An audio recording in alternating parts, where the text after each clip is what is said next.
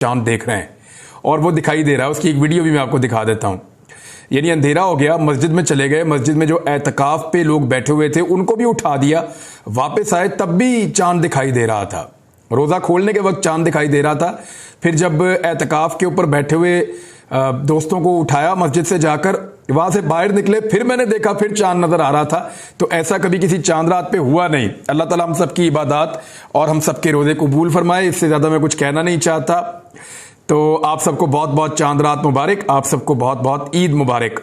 अब आप आ जाएं, ईद मुबारक मैं आपको कह रहा हूं तो एक चीज आप सारे याद रखिएगा कि शहीद अरशद शरीफ के घर पे भी ईद है और हमने एक आदमी खो दिया है। उन तमाम शोहदा को भी याद रखें जिन्होंने पाकिस्तान के लिए कुर्बानी दी है, लेकिन अरशद शरीफ ने ये लड़ाई पाकिस्तान के लिए लड़ी है। वो निहत्ता और तन्हा लड़ता रहा, उसने तकालीफ और मुसीबतें बर्दाश्त की। अरशद शरीफ की जगह हम में से कोई और भी हो सकता था, लेकिन शहीद अरशद शरीफ को कीनिया में शहीद किया गया। उनकी शहादत के बाद उनके बच्चों की ये पहली ईद है। उन्हें अपनी दुआओं में याद रखिएगा, हर लम्हा उनके लिए दुआ कीजिएगा और ये दुआ मांगे कि जिन्होंने शहीद अरशद शरीफ के लिए पाकिस्तान की सरजमीन तंग की है, अल्लाह ताला उनको जो है, अब मैं बदवा देना नहीं चाह रहा इतनी बड़ी रात को, अल्लाह ताला सबको हदायत दे, लेकिन उनके साथ कानून के मुताबिक सलूक होना चाहिए और उन लोगों को अल्लाह ताला इस बात की सजा जरूर दे जो उन्होंने एक पाकिस्तान के बेटे के साथ किया है। अब हम भी हो सकते थे, हम में से कोई और भी निशाना बन सकता था, लेकिन क्या उस वक्त अरशद शरीफ खामोश रहते? कभी खामोश नहीं रहते। मैं विटनेस हूं इस बात का कि वो कितनी जोरदार तरीके से आवाज उठाते थे जब कोई जुल्म होता था। तो आप सबको उनके लिए आवाज उठाते रहना है, उनकी फैमिली की ढारस बंधाना है, उनका हौसला बनना है।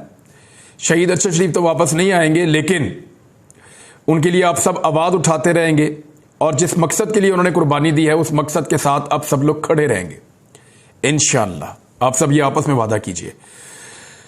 अब आ जाए कि एक बहुत बड़ा खेल है जो बेनकाब हो गया है और मैं पूरी तफसीलात आपको अभी बता देता हूं, क्योंकि इससे पहले जो चंद वीलॉग्स हैं उनमें मैंने आपको बताया कि एक्चुअली खेल किस सिमत जा रहा है और किस सिमत जाएगा।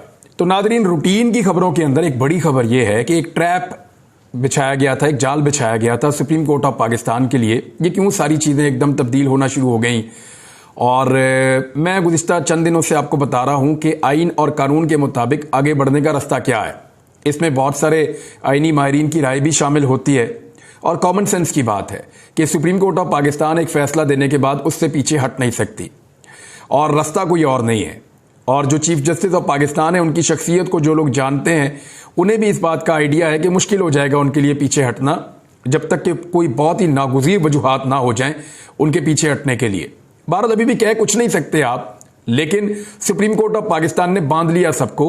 और जो एक साजिश की गई थी, एक चाल चली गई थी, एक जाल बिछाया गया था गुज़िश्ता रोज, उसकी पूरी कहानी अब बाहर आ गई है। वह यह था कि जो पॉलिटिकल पार्टीज हैं उनकी क़यादतों ने अपनी सेकंड टियर की जो लीडरशिप है उनको भिजवाया था अदालत में। सिराजुल हक सब खुद आ गए थे, बाकी सबकी जो लीडरशिप है वो आ गई थी। यानी यहाँ से शाह महमूद कुरैशी आ गए, वहाँ पे अयाज सादिक थे, ख्वाजा साद रफीक थे और शेख रशीद थे। फिर पीपल्स पार्टी की नुमाइंदगी जो है वो कमरुज़मान कायरा कर रहे थे, MQM की नुमाइंदगी भी हो रही थी, बलूचिस्तान अवामी पार्टी की नुमाइंदगी भी हो रही थी। तो हर पार्टी से ताल्लुक़ रखने वाले लोग वहाँ पे मौजूद थे अदालत के अंदर, और उन सब ने बड़ी चिकनी चबरी बातें की। उन सब ने कहा सुप्रीम कोर्ट ऑफ पाकिस्तान को कि जी हम तो मुज़ाकरात करना चाहते हैं, सुप्रीम कोर्ट ऑफ पाकिस्तान ने हमें ये रास्ता दिखाया, बहुत मेहरबानी। हम सुप्रीम कोर्ट के बड़े जो है वो शुक्रगुजार हैं कि सुप्रीम कोर्ट हमें रास्ता दिखा रही है कि हम लोग किस तरह आगे बढ़ सकते हैं। तो हम मुज़ाकरात करेंगे, मुज़ाकरात के ज़रिए आगे बढ़ेंगे, मुज़ाकरात के ज़रिए ही मामलात हल होते हैं। हम किसी किस्म की लड़ाई नहीं चाहते, हमारी कोई ऐसी लड़ाई आपस में है भी नहीं। ये तो मीडिया पे कुछ और दिखाई देता है, एक्चुअली तो इतने बुरे हालात नहीं हैं।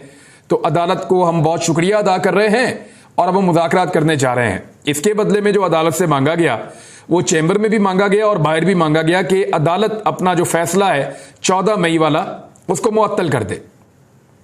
यानी प्लान ये था कि किसी भी तरीके से पाकिस्तान तहरीक इंसाफ के लोगों को जफियां डाली जाके अदालत में, उनके साथ बगलगीर हुए और पाकिस्तान तहरीक इंसाफ को राजी रखते हुए अदालत को राजी करके कुछ भी करके जो 14 मई के इंतखाबात वाला फैसला है उसको मुअत्तल करवाना था। अगर 14 मई वाला फैसला मुअत्तल हो जाता तो फिर क्या करते? फिर पाकिस्तान तहरीक इंसाफ के साथ मुज़ाकरात करते, फिर मुज़ाकरात को कभी नाकाम करते, कभी कामयाब करते। और जब अदालत बाद में पूछती कि मुज़ाकरात कहां तक पहुंचे, तो वो ये कहते कि जनाब ये सियासी जमातों के मुज़ाकरात हैं, ये 1+1 2 नहीं है, या 2+2 4 नहीं है, तो इसमें टाइम लगेगा, हम कुछ कह नहीं सकते कि हम कब तक कामयाब हो जाएंगे। तो अदालत हमें सियासत ना सिखाए, हम सियासतदान हैं, सियासतदानों को अदालत सियासत ना सिखाए, वो हमारी सियासत से बाहर रहे। इस किस्म के ताने अदालत को मिलने थे और अदालत के ऊपर एक और अटैक किया जाना था। सिर्फ जरूरी यह था कि किसी भी तरीके से अदालत अपना फैसला मुअत्तल कर दे, और यही कोशिश की गई। लेकिन शाह महमूद कुरैशी साहब ने आगाह कर दिया, जी कश्मीर के मसले के ऊपर तो मुज़ाकरात पाकिस्तान और भारत के 74 साल से हो रहे हैं, पूरी दुनिया उस पर लगी हुई है। फलस्तीन का मसला आज तक हल नहीं हो सका, तो मुज़ाकरात नतीजा खेज होंगे और कब तक होंगे इसका कोई पता नहीं होता। लेकिन कानून और आइन जो है वो एग्जिस्ट करता है और उसके मुताबिक फैसले होने चाहिए। शाह महमूद कुरैशी साहब ने भी इस नुक्ते को पॉइंट आउट किया, तो अदालत ने अपना 14 मई का फैसला, जो इलेक्शन करवाना है 14 मई को, वो वापस लेने से इनकार कर दिया। अब जैसे ही अदालत का फैसला आता है और जैसे ही तहरीरी हुक्मनामा निकलता है, उससे पहले ही उनको पता चल जाता है हुकूमत को कि अदालत ने हमारी बात नहीं मानी और अदालत ने फैसला मुअत्तल नहीं किया, बल्कि अदालत ने कहा है कि आप अगर किसी नतीजे पर पहुंच जाते हैं मुज़ाकरात में तो पहुंच जाएं, मर्जी है आपकी, और अगर आप नहीं पहुंचते तो ये आईने पाकिस्तान है, उसके मुताबिक ये फैसला है, इस फैसले के ऊपर अमल दरामद होना है। और अब आपने सबने तस्लीम कर लिया है कि ये 2-3 की अक्सरियत का फैसला है, लिहाजा आइए और आकर इंतखाबात का हिस्सा बनिए, अदरवाइज आप सारे आपस में कंसेंसस करें और दोबारा आ जाए और आकर हमें बताएं कि किस तारीख को इलेक्शन करवाना है। तो इस तरह अदालत ने उस चाल से, वो जो जाल एक बिछाया गया था, उसको काट दिया अदालत ने। और जैसे ही वो जाल कटता हुआ दिखाई दिया तो पहला स्टेटमेंट आता है मरियम नवाज का, मुज़ाकरात नहीं हो सकते, दहशतगर्द हैं, फितना है, मुज़ाकरात नहीं हो सकते। मरियम नवाज का स्टेटमेंट आता है मदीना मुनव्वरा से।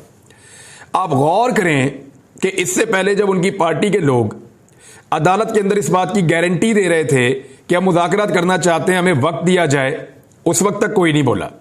उस वक्त तक बिल्कुल सन्नाटा था, खामोशी थी, क्योंकि सारे इस बात का चांस ले रहे थे कि कुछ भी करके सुप्रीम कोर्ट ऑफ पाकिस्तान जो है वो अपना फैसला 14 मई के इंतखाबात वाला उसको खत्म कर दे। लेकिन वो नहीं हुआ और इसीलिए फजलुर रहमान भी खामोश थे, बिलावल भी खामोश थे, जरदारी अदालत की तारीफें कर रहे थे, सारे जो है वो गुन गा रहे थे। लेकिन जैसे ही ये पता चला कि अदालत ने अपना वो फैसला बरकरार रखा है और मुज़ाकरात करने का कहा है, तो साथ ही अदालत के ऊपर अटैक शुरू हो गया, साथ ही दोबारा मौक़िफ़ आना शुरू हो गया, नहीं जी वो तो 4-3 का फैसला था, 3-2 का तो नहीं था। साथ ही कहना शुरू कर दिया, जी हम तो अदालत में पेश ही नहीं होना चाहते, फजलुर रहमान साहब ने, वो जी हम मुज़ाकरात करना ही नहीं चाहते, अदालत हमें डिक्टेट ना करे। बिलावल का प्रेस कॉन्फ्रेंस, फजलुर रहमान की प्रेस कॉन्फ्रेंस, बाकी सारे पॉलिटिकल लीडर, ये लटरम पटरम सारे शुरू हो गए, रोला पड़ गया पाकिस्तान के अंदर एक दफा फिर। और अब इनकी क्या साजिश होगी ये भी मैं आपको बता देता हूं। ये अगर कामयाब हो जाते तो ईद के दिनों में पाकिस्तान तहरीक इंसाफ के चेयरमैन को गिरफ्तार करने की एक कोशिश करते जमान पार्क में, और उस कोशिश में एक लड़ाई हो जाती, क्योंकि कारकुन मुजामत करते, अदालतों ने पहले ही मना किया हुआ है। उस मजामत के नतीजे में नहीं, अदालती हुक्म की गलत तशरीह करके इन्होंने अटैक कर देना था जमान पार्क पे, कारकुनों ने मुजामत करनी थी और फिर इन्होंने अदालत को जाकर कहना था, जी आपने तो 14 मई का फैसला मुअत्तल कर दिया हमारी सर आंखों पे, हम किनके साथ मुज़ाकरात करें, वो तो मार रहे हैं, हम किनके साथ मुज़ाकरात करें, वो तो फाशिस्ट हैं, वो तो जी अटैक करते हैं, वो तो जी रियासत को ही नहीं मानते, दहशतगर्दी करते हैं। इस किस्म की चीजें की जानी थी। और उसके लिए मेरे एक दोस्त ने मुझे यह बताया था कि अब इस तरह के लोग भी तैयार किए गए हैं मुबैना तौर पे, जो पुलिस की गाड़ियों को या पुलिस को नुकसान पहुंचाएंगे बहुत तेजी से, पाकिस्तान तहरीक इंसाफ के वर्कर्स के अंदर शामिल होकर। ये मुझे एक दोस्त ने कंफर्म किया था और उसने ये कहा था कि ये प्लान किया गया है, और इस तरह पाकिस्तान तहरीक इंसाफ पर पाबंदी लगाने की जो ख्वाहिश है मरियम नवाज की या एस्टेब्लिशमेंट की या इनके आसपास के लोगों की, उस ख्वाहिश को पूरा करने की कोशिश की जाएगी। तो एक वो वाला तो सारा का सारा प्लान जो था वो सुप्रीम कोर्ट ऑफ पाकिस्तान के हुक्मनामे ने उसको उड़ाकर रख दिया। अब आ रहे दूसरा मनसूबा, अब क्या होगा। अब अगर मुज़ाकरात करते हैं तो मुज़ाकरात नतीजा खेज क्या हो सकते हैं 14 मई तक। चंद ऑप्शन हैं जिनके ऊपर गौर किया जा रहा है। शहबाज शरीफ साहब ने अपने करीबी लोगों से, जो कानूनी माहिरीन है, उनसे मुलाकातें भी की हैं कि नाअहल होने से भी बचना है और अदालत के साथ किसी जंग में भी नहीं जाना चाहते, लेकिन किसी भी तरह करके इलेक्शन को डिले करना है। तो यह कैसे किया जा सकता है? एक तो पाकिस्तान तहरीक इंसाफ को ट्रैप करने की कोशिश की जाएगी, जो उनसे ट्रैप हो नहीं रही। ट्रैप करने की कोशिश ये की जाएगी कि आप अदालत से थोड़ा और वक्त ले लें, हम इतनी देर में ये कर लेते हैं, हम कोई बीच का रास्ता निकालते हैं, मुज़ाकरात बहुत जल्दी जल्दी नहीं हो रहे तो इट विल टेक टाइम, और इस किस्म की चीजें की जाएंगी। और दूसरा यह है कि जानबूझकर मुज़ाकरात को नाकाम करने की कोशिश की जाएगी, और फिर सारी जमातें बाजमात जाके सुप्रीम कोर्ट ऑफ पाकिस्तान में यह कहेंगी कि जनाब आप बताएं हम कैसे इलेक्शन लड़े पंजाब में। वो जमात हमसे मुज़ाकरात ही नहीं करना चाहती, हम पूरे पाकिस्तान में एक साथ इलेक्शन करवाना चाह रहे हैं। पीटीआई से कुछ ऐसी डिमांड्स की जाएंगी जिनको पाकिस्तान तहरीक इंसाफ पूरा नहीं करेगी, या उन बातों को पाकिस्तान तहरीक इंसाफ नहीं मानेगी। तो जब तहरीक इंसाफ उन बातों को नहीं मानेगी तो उसी को झगड़े का बायस बनाया जाएगा, और फिर अदालत में जाकर कहा जाएगा जी तहरीक इंसाफ बात नहीं मान रही। लेकिन देखें, अदालत में जितनी जबान बोलने के लिए पीडीएम के पास होगी, उतनी ही पीटीआई के पास भी होगी। वो भी जाकर अदालत में अपना मौक़िफ़ पेश करेंगे। तो आगे एक लड़ाई जैसा सिनेरियो है, और इस सिनेरियो में जमान पार्क के ऊपर अटैक भी हो सकता है। अजहर सिद्दीक साहब ने साबिक खातून अव्वल की जानिब से, इमरान खान साहब की अहलिया की जानिब से वज़ीर आज़म और वज़ीर आला को खत लिखा है, और उन्होंने ये कहा है कि अदालती हुक्म की गलत तशरीह करते हुए अगर जमान पार्क पे अटैक किया गया, क्योंकि पहले भी किया गया था, तो इस मामले को फिर हम अदालतों के अंदर, आला अदालतों के अंदर लेकर जाएंगे। ये वार्न किया गया है इस लेटर के अंदर, जो वज़ीर आज़म को, और साथ ही साथ लिखा गया है वज़ीर आला पंजाब जो निगरान है उनको। तो ये तो काफ़ी हद तक क्लियर है कि जमान पार्क के ऊपर कोई ना कोई मिस एडवेंचर किया जा सकता है, लेकिन अगर हुकूमत को थोड़ी सी भी अक्ल होगी तो वो मुज़ाकरात में पाकिस्तान तहरीक इंसाफ को एंगेज करेगी। अक्टूबर से आगे तो वो इलेक्शन को ले जा नहीं सकते। सिर्फ उनको एक बात का आसरा है कि चीफ जस्टिस ऑफ पाकिस्तान जब तब्दील हो जाएंगे तो आने वाले चीफ जस्टिस से शायद वो कोई रियायत ले पाए, या इलेक्शन को कोई 1 साल या 6 माह या कोई आगे डिले करने की कोशिश करें। लेकिन शायद वो जानते नहीं है कि सुप्रीम कोर्ट के जजेस की तादाद कितनी होती है, और ये मुमकिन नहीं है कि एक मुअज़्ज़िज़ जज अकेला फैसला कर ले। ये आइन के मुताबिक होगा, और इलेक्शन टाइम पे करवाने पड़ जाएंगे। अगर पाकिस्तान में कोई खुदा न खास्ता बड़ा हादसा ना हुआ तो बड़ा हादसा भी लोग करवा सकते हैं। दहशतगर्दी भी पाकिस्तान में हमने आती हुई देखी है।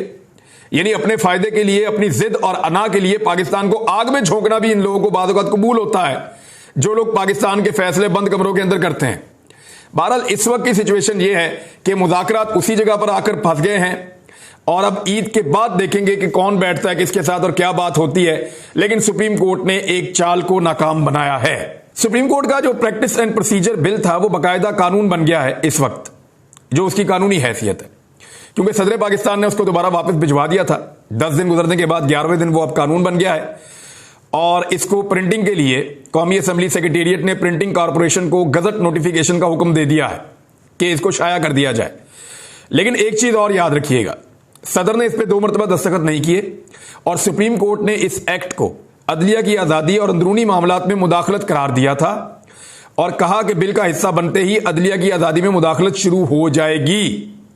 सुप्रीम कोर्ट का कहना था कि सदर दस्तखत करें या ना करें, अगले हुक्म तक, और ये 2 तारीख को इसकी दोबारा से जो है, अगर अदालत की जो तारीख है वो 2 मई है, अगले हुक्म तक ये एक्ट नाफिजुल अमल नहीं होगा। अब इसको जहां मर्जी छापें, चाहे पत्थर के ऊपर छाप दें, ये नाफिजुल अमल नहीं है जब तक कि सुप्रीम कोर्ट ऑफ पाकिस्तान दोबारा इसको बैठकर नहीं सुनती। ये मुअत्तल तसव्वुर किया जाएगा। इस पे फवाद चौधरी साहब ने कहा है कि सुप्रीम कोर्ट का हुक्म है कि प्रैक्टिस एंड प्रोसीजर बिल कानून बनते ही अगले ही लम्हे अमल दरामद उसका मुअत्तल समझा जाएगा, उसके ऊपर अमल दरामद नहीं हो सकता। तो सुप्रीम कोर्ट उसके ऊपर पहले ही अपना फैसला दे चुकी है। उधर सिद्दीक जान साहब ने एक ट्वीट करते हुए एक इंफॉर्मेशन दी है कि जमीयत उलमा इस्लाम के जराए के मुताबिक उनकी जमात इमरान खान से जब मुज़ाकरात करने के ऊपर हामी भरेगी तो जिन शराइत को वो सपोर्ट करेगी उनमें एक शर्त यह है कि इमरान खान मौलाना फजलुर रहमान का नाम बिगाड़ने पर ना सिर्फ माफी मांगे बल्कि आइंदा उनका नाम ना बिगाड़ने का ऐलान करते हुए वादा भी करें कि मैं आइंदा मौलाना फजलुर रहमान का नाम नहीं बिगाड़ूंगा। देखिए, मौलाना फजलुर रहमान साहब का जो नाम है डीजल, ये गालिबन रखा था ख्वाजा आसिफ साहब ने। ये बाद में PMLN के लोग पुकारते रहे और फिर इमरान खान साहब ने सिर्फ इस नाम को पुकारा है। ये नाम एक्चुअली ख्वाजा आसिफ साहब ने या PMLN के लोगों ने रखा, मुझे एग्जैक्टली याद नहीं है। ज्यादा गालिब इम्कान ये है कि पहली मरतबा शायद ख्वाजा आसिफ साहब ने मौलाना डीजल कहकर पुकारा था फजलुर रहमान साहब को, क्योंकि इन्होंने डीजल के परमिट मुबैना तौर पे बेनजीर भुट्टो साहिबा से हासिल किए थे और फिर औरत की हुक्मरानी पाकिस्तान में अचानक जायज हो गई थी। सिराजुल हक साहब ने कहा है कि हुकूमत अब चलने वाली नहीं है, मसले का वाहिद हल जो है वो इलेक्शन है और इलेक्शन के अलावा आप कहीं और जा नहीं सकते। तो इस तरीके से जमात इस्लामी जो है वो भी इलेक्शन मांग रही है, बाकी सारी पॉलिटिकल पार्टीज जो हैं वो इलेक्शन मांग रही हैं, सिवाय पीडीएम की उन जमातों के जो हुकूमत में बैठी हैं जिनको अपनी हार दिखाई दे रही है। यानी पीएमएलएन और फजलुर रहमान साहब का ये सबसे बड़ा मसला है। बाकी जमातों का कहीं ये छोटा मसला भी हो सकता है या उनके लिए मसला उतना संगीन नहीं होगा जितना पीडीएम का और फजलुर रहमान साहब की और पीएमएलएन की जमात का ये मसला सबसे बड़ा है। तो नाज़रीन, आप सबको एक मरतबा फिर ईद मुबारक और ये याद रखिएगा कि सुप्रीम कोर्ट ऑफ पाकिस्तान का फैसला इंटैक्ट है। आप सब लोग अपने अपने आईडी कार्ड्स के मुताबिक अपने अपने वोट चेक कर लें कि कहां बने हुए हैं और अपना वोट जरूर डालें, क्योंकि ये मौका आपको बड़े लंबे अरसे के बाद मिलता है। हुक्मरानों को रोज मौका मिलता है आपको मारने का, आपके ऊपर महंगाई करने का, आपके बारे में गलत फैसले करने का, आपके मुस्तकबिल से खेलने का मौका उनको रोज मिलता है, लेकिन उनके मुस्तकबिल का फैसला करने का मौका आपको एक मरतबा मिलता है।